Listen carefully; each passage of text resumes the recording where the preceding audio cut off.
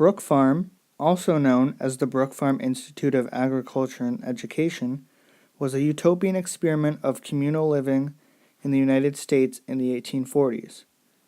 Communal living is an intentional community of people living together, sharing common interests, property, possessions, etc. It was founded by Minister George Ripley and his wife Sophia Ripley in West Roxbury, Massachusetts in 1841, after the Panic of 1837 and the subsequent economic depression. It was inspired by the ideas of transcendentalism. Transcendentalists believed in the individual, nonconformity, nature, God, and revolution. Founded as a joint stock company, Brook Farm promised the people they housed a portion of the profits in exchange for their labor. A joint stock company is a business entity where different stocks can be bought and owned by shareholders.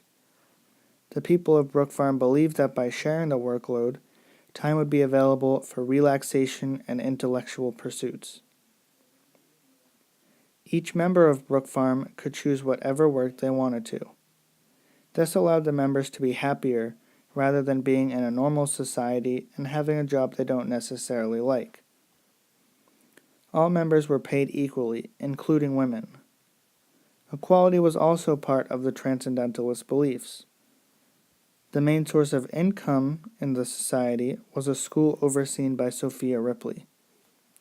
A preschool, middle school, and high school were all options as well as education for adults. Just a little more background. In the 1830s, Ripley became increasingly engaged in associationism, which was an early socialist movement based on the thoughts of Charles Fourier. Associationism is a systematic set of economic, political, and social beliefs.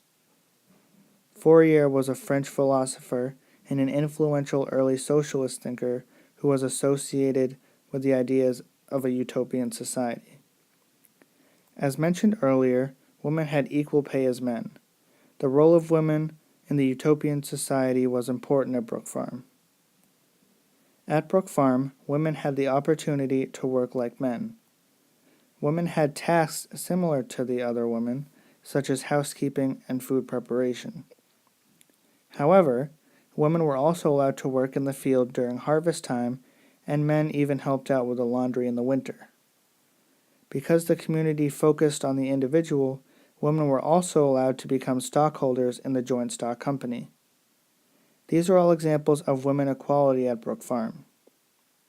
The women's rights movement had started in 1848, which could have been influenced by the ideas of Brook Farm. Other than all of the positives of Brook Farm, there were of course some negatives. During the winter of 1845 to 1846, there were a number of outbreaks of illnesses, mainly smallpox. Smallpox was a huge illness that had devastated many populations starting at the beginning of the New World. This is a painting of Brook Farm by Josiah Wolcott in 1844. It shows the peaceful serenity of the community and how perfect it was. Brook Farm shaped Americans' views of themselves by restoring the importance of values such as equality, work ethic, and peacefulness.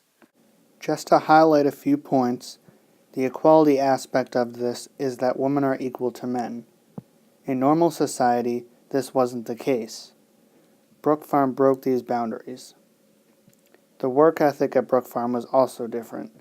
Men and women worked together to get the job done faster and better. Finally, they relied on their soul. They believed being peaceful is the right way to live life, and that's how it should be. Thank you for watching this video. If you go back to the webpage, check out the quick quiz posted and see how much you learned.